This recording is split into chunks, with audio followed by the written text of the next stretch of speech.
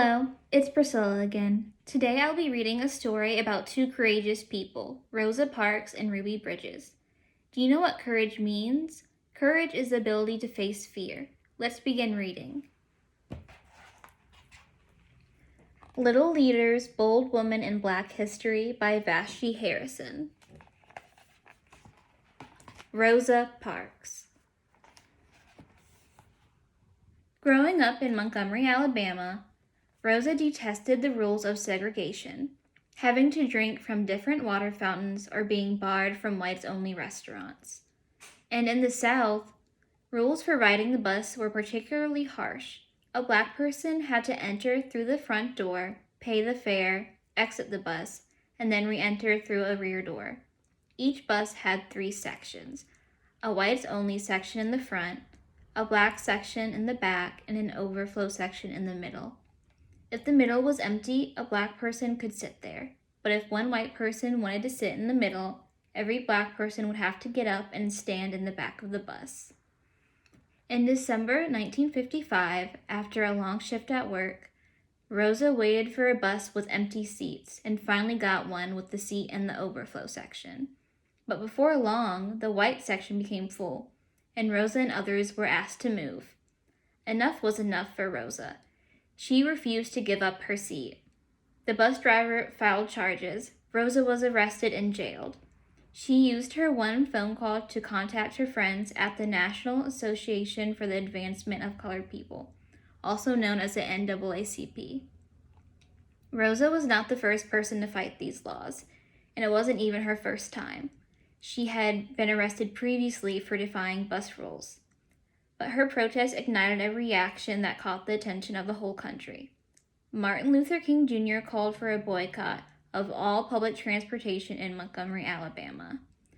The Montgomery bus boycott was a key event of the civil rights movement and set off a chain reaction of protest across the United States. The boycott was ultimately successful. In 1956, the bus system became integrated.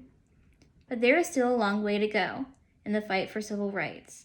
So Rosa continued to work with the NAACP and the Black Power movement throughout her life.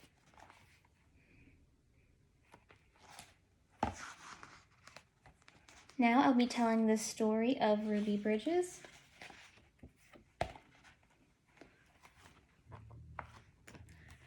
Ruby Bridges made history in 1960 when at the age of 6 she became the first student to attend an all-white school in New Orleans.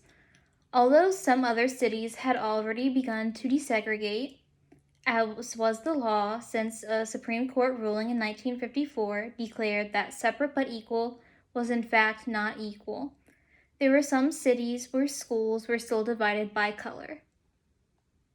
But after an important ruling, the court ordered the schools in New Orleans to be desegregated, and Ruby was selected to be the first black student to attend William Frantz Elementary School. Every step of the way was a challenge.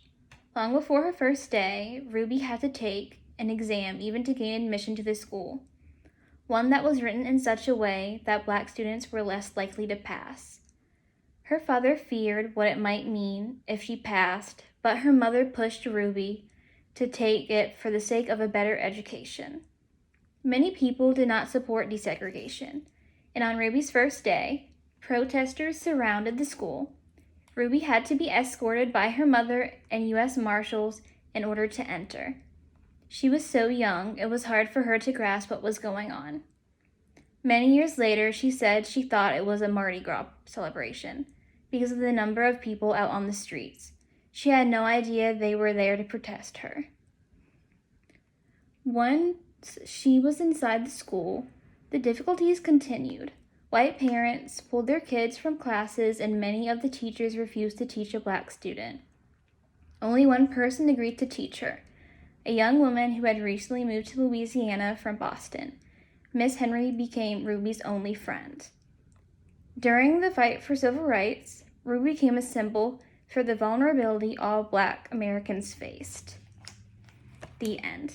For today's reflective questions, I want you to think of a time you were courageous. What was it? And what did you do? Please share. I hope you enjoyed these stories. Until next time, goodbye.